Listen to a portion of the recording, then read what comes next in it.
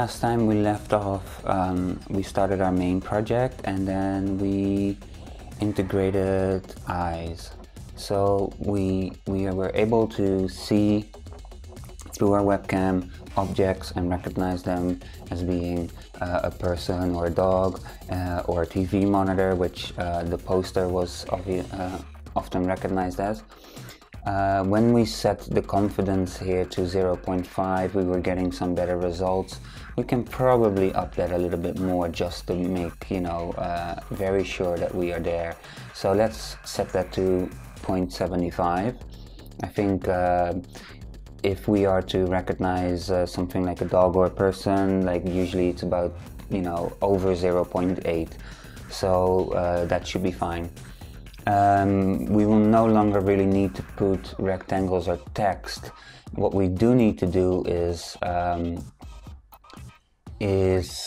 keep a little list of things that we've recognized so that we can use that later. This is really going to be kind of like a housekeeping video when it comes to our code. We are nearing the end of the month and the beginning of the next month, which is when I will finally be able to buy the hardware needed, and we will start building and actually uploading code into our hardware, which will make it a lot more tangible, But at the moment, we will just continue writing our code. Let's think about this for a second. So what we need is to have an empty list with detected objects. Actually, we can probably just clean the list.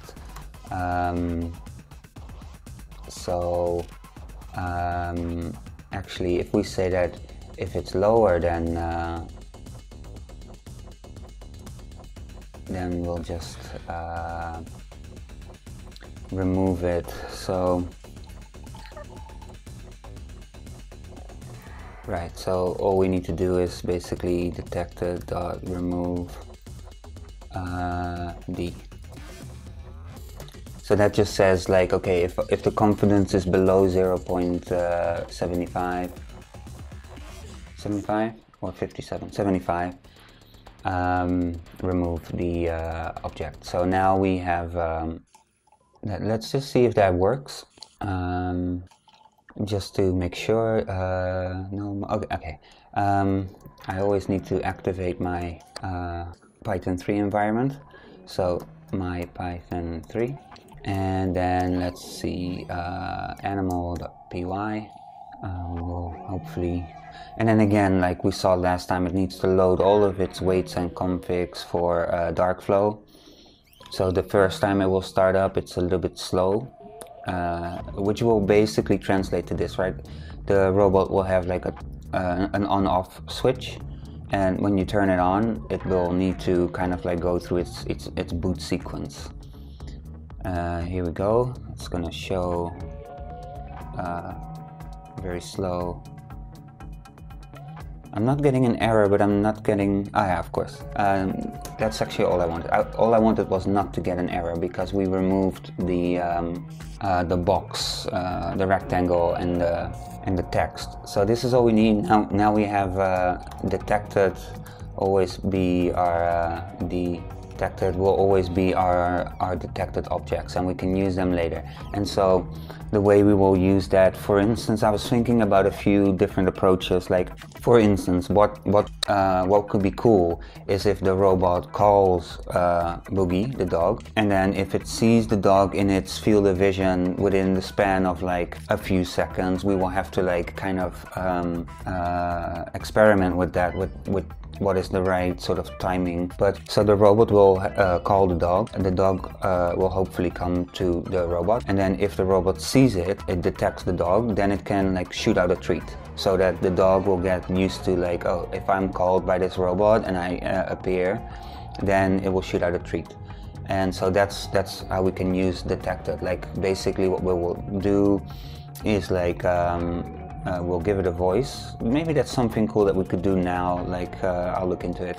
So we'll give it a voice. We'll say like, Boogie, come here, and then we'll start a timer. Now, if this timer hasn't run out yet, and the dog is in the field of vision of the robot, then we shoot out a treat. So that could be cool. The other thing we need to do, like we still have this ears script that we wrote the first time, and we still need to integrate that with our main project here, because it is not in there at the moment. So the way that we will probably do that is I want to do something like, okay, from ears import ear.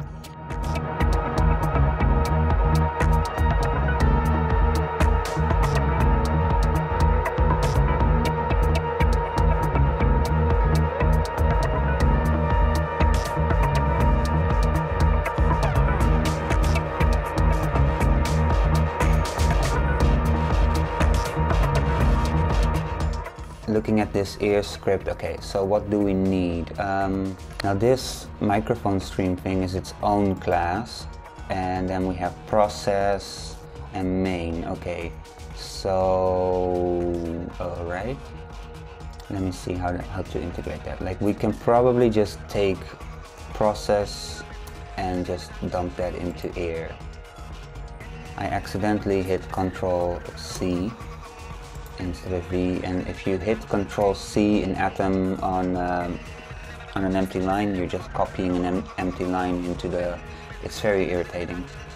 I really wish that they would just, if there's nothing under your selection and you hit Control C, that it would just ignore it, because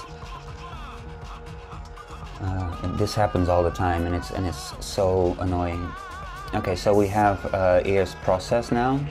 Now main will have to be kind of integrated here, but I don't want to muddy up all of that. So what I will probably do is to just take all this and just put that into a run function or something.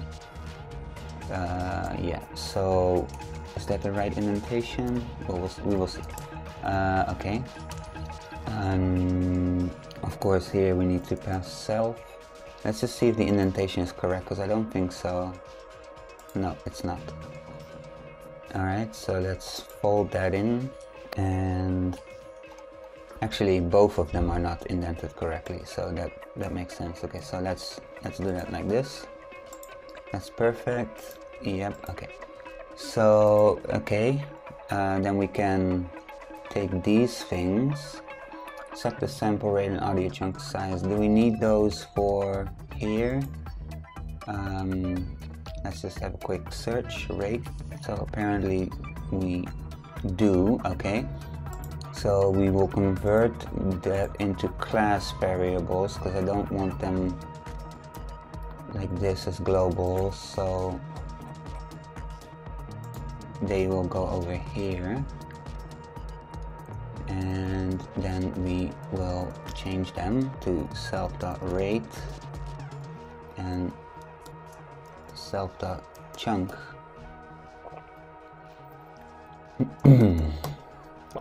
This will become self.rate. Now we just need to go through real quick and find all of these instances here.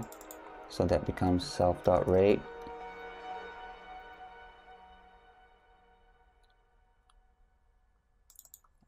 Self.rate and self.chunk. Alright, so that makes sense, I think. Yep, okay. What else? We need this microphone stream object. Now,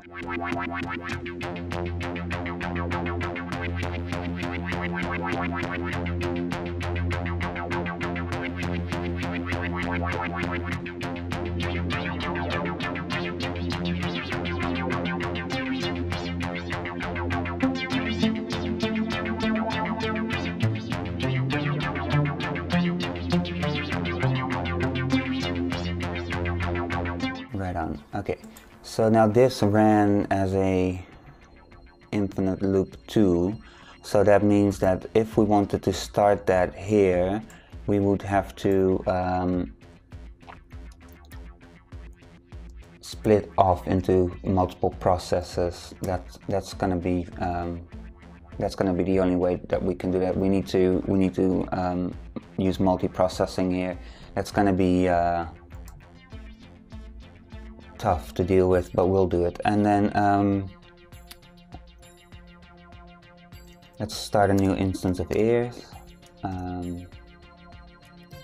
and see what happens when we run ears run. Did we need it to pass in anything to there? No. Okay, let's just see what happens and then we'll debug it if necessary. Alright, speech is not defined. Ah yeah, of course, like we forgot the most important bit, and that was to import all of this. So let's put that at the top. I mean, this is incredibly dirty way of doing things, and we will clean things up over time. I'm just looking at functionality now and to try to, you know, make everything work. And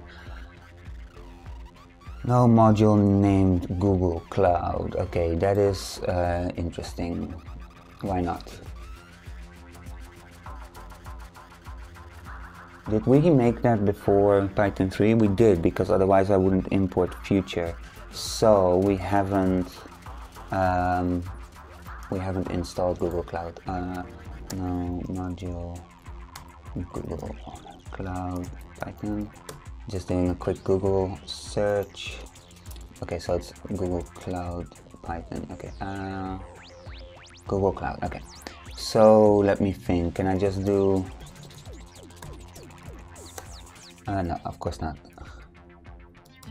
Pip install Google Cloud. That seems to be working. We will see. Meanwhile, yeah, so this multiprocessing thing is like something we need to think of. So basically all of its senses will run in its own concurrent process, right? So what we have now, we have eyes and we have ears. Okay, so we need to like have two concurrent processes running. One is like collecting visual information, one is collecting auditory information, but at some point they need to sort of like work together. Like this data needs to come together and be interpreted and at one central location, because at some point we might have to sort of cross-reference what we're hearing and what we're seeing to build more intelligent behavior. And so there's a whole sort of like nest of problems that will come with that. No module named PyAudio. Okay, we need to install PyAudio. Right. Okay, so this is the credentials bit. That's cool. That just means that it's working. I think I have my credentials, don't I? So how do you set a variable, like a thing like that again in Linux? Always forget. Set env variable. So I didn't really like explain this like last time, but the way that you make this work is you need to go to the Google Cloud API and then in your API console you need to find something called API console. You are able to make generate an API key, and then as well you can make a service account, and it will ask you to like either you want a JSON file or something else, and what you want is the JSON file. And so you will get a file like this, and then all you need to do is like link to that data file. So wait, I'm going to home data, and then it says, why would it not autocomplete? That's weird. Okay, it's just not auto-completing. Okay, so then I have to type it all out. Data, animal, AI, and then what? 76A. Oh, there's a dash in between it. Dash.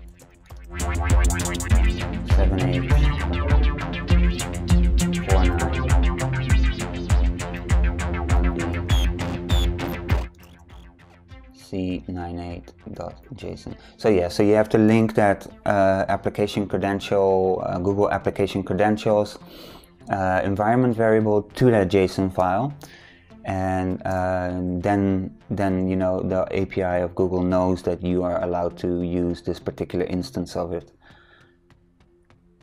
And that didn't work. Okay, so why not? Oh, I need to export it probably. Okay, let's try that. Okay, we're getting closer. I know what's going on right now. We are calling process still in our run function somewhere, but because we are now in our own class, we need to call self.process. And we will probably have a few more errors like this, but we will fix them, no problem. This is getting closer. Oh no, actually we have that the last time. So at some point it either listens to me or it doesn't. It seems to be kind of stuck now.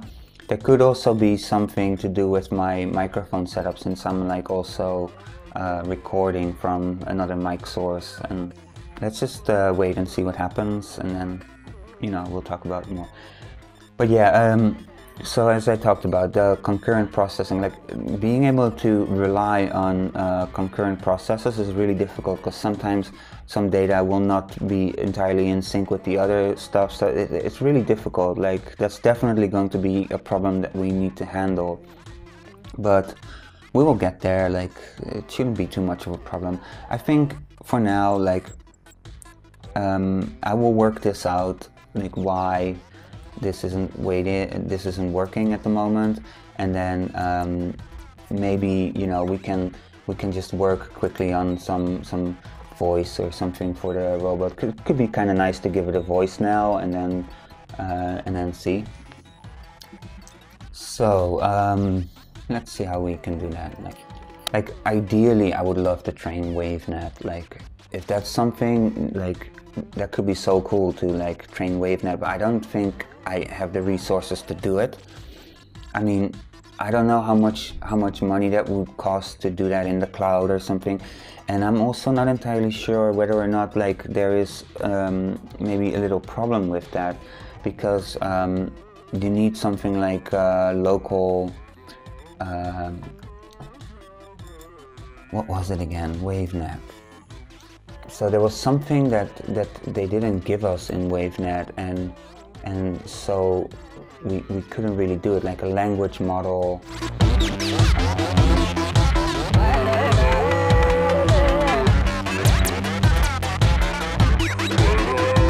I mean, ideally I would love to do that, because then we could determine our own voice, and like we could really like decide which voice is going to come out of it, and not just some terrible sort of text-to-speech thingy, because you know what it is with the text-to-speech, it doesn't sound so great, and I don't know if a dog would really react to like a robotic voice. But I don't know. There was one I used to use in Ruby, which was kind of nice. I used Google's, I think Google Translate's speech, which was quite nice, but I'm not entirely sure if we could use that one easily in Python. We could probably port the code from that Ruby gem. This is something we could look into.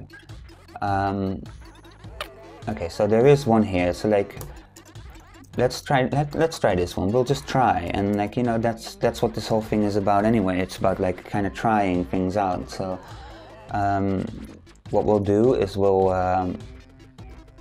have our other block of functionality that is now kind of working. I really think that was something to do with the microphone setup at the moment. It's probably a bit confused, and like honestly, it isn't even so easy in Linux to record with an external sound card.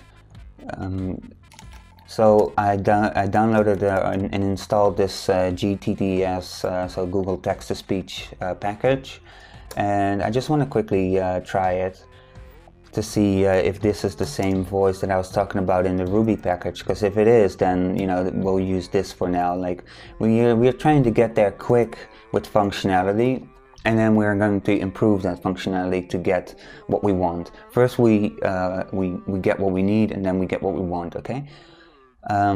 So like even if that means like doing a super deep dive into WaveNet and see if we can use that, that would be like awesome, because this is a lot harder than making like a line following robot or like just something simple. This is about like interacting with another with an animal, so it really probably is going to give us a hard time like fulfilling the requirements of the animal.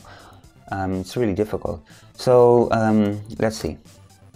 I did not hear anything. Now this could have something to do with the sound card as well. Let me see if the headphone is giving me anything. Here we go. I did not hear anything here either. So okay. Actually, my sound was off. Now that could mean a lot. Still no sound. Okay. Interesting. Why not? Let's try to debug it. Hello. Okay. So why is this not giving me any sound? Very strange. So okay. So now it wants me to. Let's have a quick test here, because it says save it to the disk.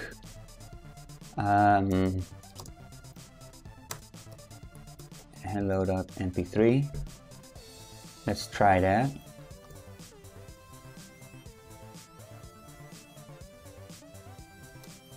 Do we have an mp3? We do. Do we have a play command? No. Okay, so 1, 2, 3. What do we have? How do we play a file? Can we just Hello.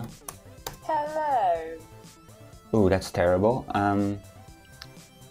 Let's say that slow is false. The voice isn't so bad. Like the voice I can deal with. So let's make a new mp3 and play. Hello. Not so bad. Let's try this. Did I write his name correct? Okay.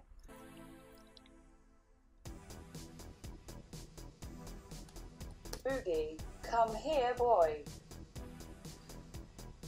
It's not perfect, but on the other hand, like we will see if he can respond to this. Like honestly, like the way that this dog trains, like I've recently taught him high five. I mean, he's sleeping at the moment, so I'm not really like willing to, drag him into the video and show you. I will show you in a later video, but I think he might be able to respond to this given correct training, So we will keep it there, and we just need to figure out a way of playing directly. So we save, and then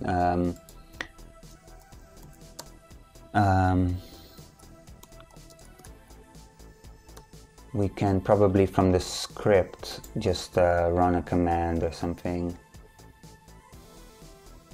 Let's try that. I mean, I'm kind of just trying things because, again, like Python wouldn't have been my preferred language to do all this in, but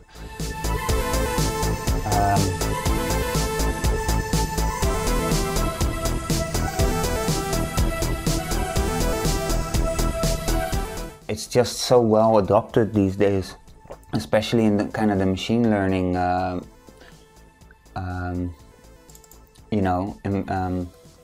community. So it's probably best, like if you did want to follow along or anything, to do it in a language that a lot of people speak. I mean, this is honestly come here, boy. Great. That's all we needed. So now we can make a little class. Like, okay, we'll do from voice import voice, right? And then so here we need a new file, call it voice.py, class voice, make an init. Like honestly, I'm not doing this as some sort of a robot tutorial or whatever. I'm just building this, and I thought it was fun to just document it basically.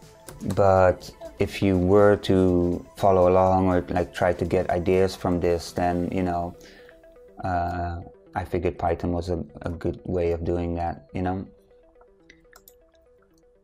And really, like if this is like just an area of interest for you, but like you might not really know what is going on, like your programming skills are not quite there yet, I have started a series on programming all the way from the ground up. I'm calling it From the Ground Up, because I just figured, like, here's the deal, like in my day-to-day work, I often work with interns that come from a really prestigious coding bootcamp for Ruby on Rails developers. And honestly, like the stuff they learn there, they spend thousands of euros on this bootcamp, and it's like 3 months or something. And honestly, by the time they get to me, if they aren't already naturally talented, or like they come from a math background or whatever, like if they don't have any of these like step ups, they really aren't so great. They really don't learn anything there. All they learn is how to use a framework and how to do the simplest things, and they set up a really simple like website or something, but they don't teach you like programming and problem solving. So that's kind of like the angle I'm taking with my programming series, is like trying to teach you or whoever needs that, really, like problem solving in a language agnostic way. So we are not like tying ourselves to one specific language. You know, I'm trying to show you many examples in many different languages. Anyways, okay, so what do we do here?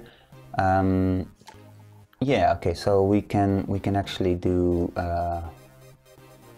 just this. I don't even think we need in it. Like, yeah, we do need. Okay, so here, and then say message, and then text will become message. Slow false, save, blah. Okay, so now we are supposed to be able to do voice is voice, and then voice dot say good boy.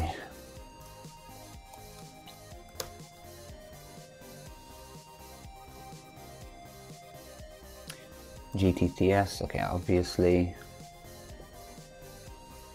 Honestly, like it's really difficult sometimes to sort of program on this stuff and also try to explain yourself and everything. It's kind of funny.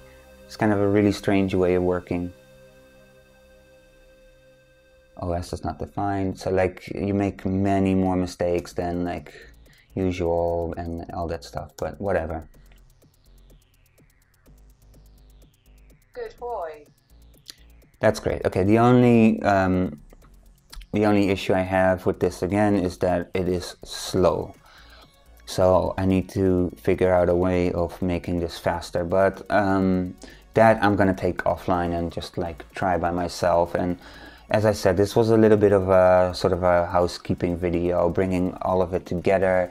At least we did something new with the voice, so that's kind of cool. But yeah, I mean, this is where we're going to end it for this one. Like, and then in the next video, let's see, what date will it be then? It will be the 28th when that comes out. Okay, so the next video is the final video that is going to be all just in the computer, and then the video after that we're going to break out of the computer and like start building some hardware and like uploading code into hardware. So that's going to be like really cool, because then we're going to be able to give some sort of real actionable events to all of this, which is going to be like cool. So that's where we'll leave it for this time. Thank you for watching. If you're still watching, then you know, and I'll see you next time.